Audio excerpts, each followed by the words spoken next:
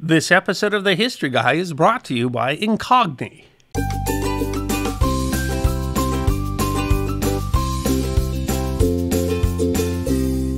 With only a handful of exceptions, most presidents have kept pets in the White House. Not just dogs and cats, but sometimes more exotic animals like horses and even a squirrel and a hyena. But few of those animals can claim to have helped win a national election or to have claimed the title of the most famous dog in America. There is only one presidential pet that has his own statue on the National Mall. And Fala, FDR's Scottish Terrier, was more than just a dog. He was a symbol of normalcy for a nation that was facing extraordinary times. A symbol of home for millions of men that were deployed overseas. He was the most famous dog in America, and he deserves to be remembered. Online shopping is sure convenient, but every time I shop, I wonder who is collecting my information. Things like my shopping habits can bring a lot of spam, but even worse, it might allow someone to stalk your identity online or even stalk you at home. There are companies out there that are collecting your data and selling it without you even knowing it, but you do have protection. The law says you have the right to request that these data brokers take off your information and protect your privacy, but the problem is it just isn't easy to do. You have to know who to ask. You have to know how to ask. You have to know how to deal with their objections, and doing that all by yourself, it can take years. That's where Incogni comes in, and thanks to the good folks at Incogni for sponsoring this video. Incogni helps you protect your privacy and take your personal data off the market by reaching out to data brokers on your behalf, requesting your personal data removal and dealing with their objections.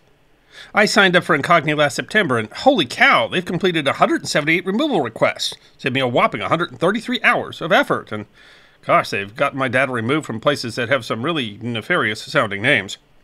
And they keep looking out for me. I can always see the progress on a handy dashboard.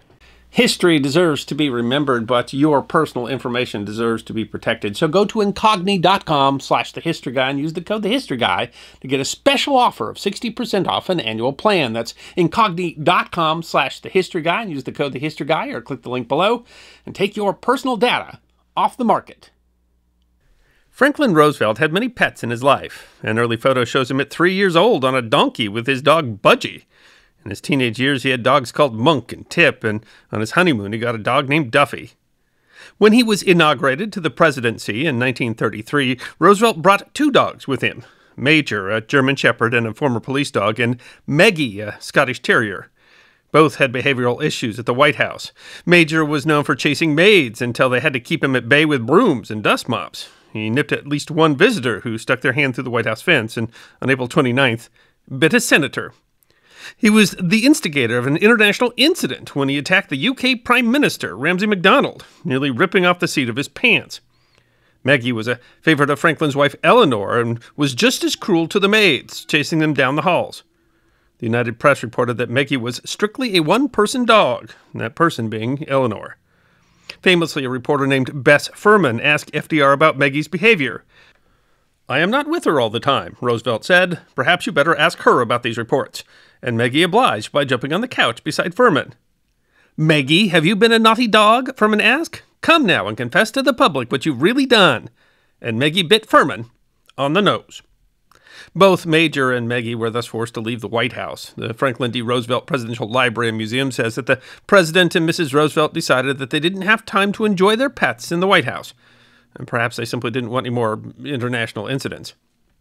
The Roosevelt family got another dog in December of 1933, a Llewellyn setter, a purebred strain of the English setter, which they called Winks because of a black ring around his left eye. They got the dog in Warm Springs, Georgia, at the Little White House, where Roosevelt often stayed to take advantage of the waters and the polio treatment facility. Like the other dogs, Winks got into trouble. According to a newspaper report from February 27, 1934, Winks discovered an unattended table set for breakfast for 18 people and quickly ate all the bacon and eggs. According to Roosevelt, the only reason he didn't drink the coffee was that it hadn't been poured yet. Unfortunately, Winks died in July of 1934 when he crashed into a fence and died of a concussion. Roosevelt had maintained a close relationship with his distant cousin Margaret Daisy Suckley, who had been his neighbor when they were children. According to the Franklin D. Roosevelt Presidential Library and Museum, Fala was born on April 7, 1940, and was given to the president as an early Christmas present in November of 1940 by Mrs. Augustus G. Kellogg through Suckley. His parents were purebreds named Peter the Reveler and Kayfield Windy. His name was originally Big Boy, but Roosevelt soon renamed the dog Murray, the outlaw of Fala Hill, after John Murray, a Scottish ancestor. The name that stuck was the shorter nickname, Fala. Suckley had taught the dog to behave and to do several tricks before he arrived at the White House on November 10th. Fala quickly became a favorite of both the president and the public. The St. Louis Dispatch issue of February 23, 1941, contains one of the first reports, writing about an Associated Press photo that is one of the pictures that really introduced Fala, the country's #1 dog, to the nation. The photo shows Thomas Qualters, the president's bodyguard, making Fala get out of the car that was then taking the president to his third inauguration on January 20th. According to the Dispatch, newsmen reported on the dog's bitter chagrin at being left behind. Already, the president and Fala were nearly inseparable. Roosevelt fed him personally. He slept in the president's bedroom and for much of the day sat with the president in his office, on car trips and most other journeys. He went with the president aboard the Tuscaloosa and had the run of the ship until he began disturbing sailors by licking their ears. He had the #1 dog license of the District of Columbia, gold-plated license tag, and was a member of the Tail Waggers Club, a Washington club for dogs, cats, horses, and mules. Shortly after the inauguration, he apparently escaped the White House, stopping in front of the Capitol Theater, where the paper suggested he hoped to at least see moving pictures of the inauguration. He was safely returned, and a new pen was built for him at the White House. Fala was certainly a pampered pup. He got a bone brought up every morning with the president's breakfast, but after he put on some weight, the president banned anyone else in the White House from sneaking him treats. He was so omnipresent that Secret Service agents dubbed him the Informer, because if you saw Fala, you knew the president was nearby. In August of 1941, Fala was with the president when he met Prime Minister Winston Churchill in Newfoundland, where the Atlantic Charter was signed. The charter set out goals for a post-war world, including self-determination, global cooperation, and more. The charter helped drive numerous post-war movements, like the dissolution of the British Empire and the formation of NATO. And in the middle of it was Fala. According to the Star Phoenix of Saskatoon, Fala escaped his minder during the conference to jump playfully around the president and Mr. Churchill. 1941 was a fraught year for Britain, where they faced the Blitz and became the sole survivor of Germany's war on Europe. In the U.S., a national effort called Bundles for Britain called for donations of cash, clothing, blankets, and basic necessities. In conjunction, Barkers for Britain was also formed, which allowed dog lovers to buy memberships that supported aid going to the UK. For 50 cents, dogs were given tags for their collars. Fala was made the organization's president, given tag #1, and helped sign membership certificates with his paw print. Mrs. Wales Latham, president of Bundles for Britain organization, thanked Fala as the first dog of the United States and a great leader of all loyal American canines. He was made an honorary private by contributing money to the war effort. March of 1942 saw a book published about Fala by Margaret Suckley and Alice Douglas. The True Story of Fala. He became so famous that thousands of letters came addressed to him from children and other dogs, and his own secretary to handle his correspondence. He appeared in Life magazine almost as often as the president. Life wrote that when cameramen visit the White House to photograph the president or visiting dignitaries, he often insinuates himself into the foreground and poses like a publicity-seeking ham.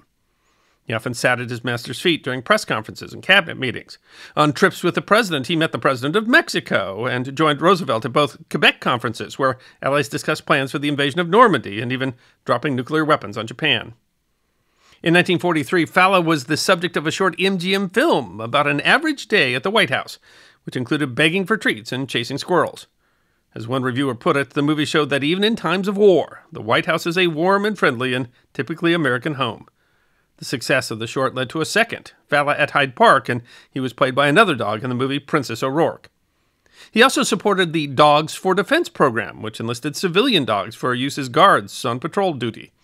In 1942, he was the face of a campaign for scrap rubber collection for the war effort and was shown donating his own toys. A series of political cartoons were released in Collier's magazine by artist Alan Foster titled Mr. Fala at the White House. In 1944, he apparently torpedoed a gift of 2 kittens meant to be sent to the White House from England. 1944 was a big year for Fala. A report in the Akron Journal quoted Eleanor Roosevelt telling the story of Fala standing at attention for 2 different performances of the Star-Spangled Banner, prompting the president to say that he was getting to be a really well-educated dog. Perhaps his biggest trip ever also took place when he joined the president aboard the USS Baltimore in July. The journey first took the president and the dog to Hawaii, where they met with General MacArthur and Admiral Nimitz. As he had before, Fala made the ship his own. FDR speechwriter Sam Roseman said that Fala made it his custom, as soon as he was permitted on deck in the morning, to scamper forward and find his way below to the seamen's quarters, where he found plenty of food scraps on the offer. One seaman reported that it was Fala who was causing all the stir and getting all the attention now.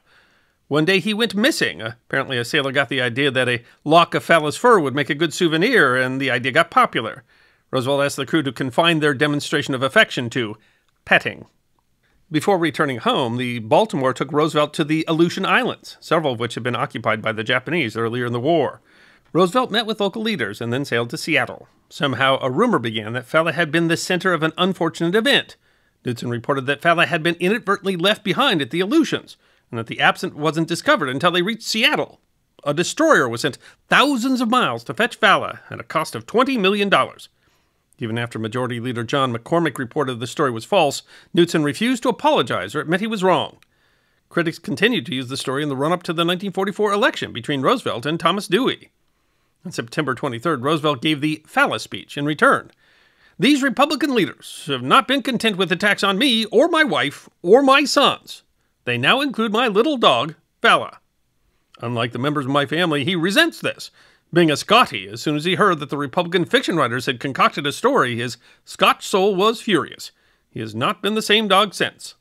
I am accustomed to hearing malicious falsehoods about myself, such as that old worm-eaten chestnut that I have represented myself as indispensable, but I think I have a right to object to libelous statements about my dog." The joke was originally ad-libbed by Orson Welles, which Roosevelt thought was so good he had to put it into a speech. The speech was not inconsequential, and the humorous take on the controversy was reprinted in papers all over the country. Roosevelt comfortably beat Dewey 432-99 in the Electoral College. Of course, it was only 6 months later that President Roosevelt died, suddenly, at Warm Springs, Georgia. FDR biographer Jim Bishop wrote that after the president died, a snapping, snarling series of barks was heard. No one had paid any attention to Fala. For a reason beyond understanding, he ran directly for the front screen door, broke through it, and ran off. Fala attended the funeral, and according to Margaret Suckley, barked sharply in time with the rifles fired in salute. Fala was kept by Eleanor afterwards. She claimed that Fala never really adjusted to the loss of his master. Once, when Eisenhower arrived with police escort, Fala's ears picked up at the sirens. "I knew then he expected to see his master coming down the drive as he had come so many times," Eleanor said. "Fala accepted me after my husband's death, but I was just someone to put up with until the master should return." In November of 1945, Fala was injured at Hyde Park when Elliott Roosevelt's 135-pound bull mastiff, Blaze, attacked him. Fala was hospitalized, but sadly Blaze had to be euthanized and tested for rabies. Fala also had puppies, but apparently was incompatible with the chosen mate and had to have them via test tube. Fala lived with Eleanor in his final years, was joined by Tamas, his grandpuppy. He died on April 5th, 1952, just short of his 12th birthday. He is buried only a few feet from his master. In the long history of presidential pets, no other has gained the sort of attention that Fala, the Scottish Terrier, did. A dog so popular he required his own secretary, and of course very few presidential pets have been exploited for political purposes as much as Fala did, but Fala's personality seemed to be a legitimate comfort to a nation in a difficult time, a member of the Roosevelt administration that both Republicans and Democrats could appreciate. And Fala himself seemed to love the attention. He was known for happily posing whenever a camera was nearby, and he certainly seemed to offer comfort to a man who was under considerable stress. Fala's position as the #1 dog in America is secure. His sculpture at the FDR Memorial on the National Mall makes him the only presidential pet so honored. I hope you enjoyed watching this episode of The History Guy, and if you did, please feel free to like and subscribe and share The History Guy with your friends. And if you also believe that history deserves to be remembered, then you can support The History Guy as a member on YouTube, a supporter on our community at Locals, or as a patron on Patreon. You can also check out our great merchandise shop or book a special message from The History Guy on Cameo.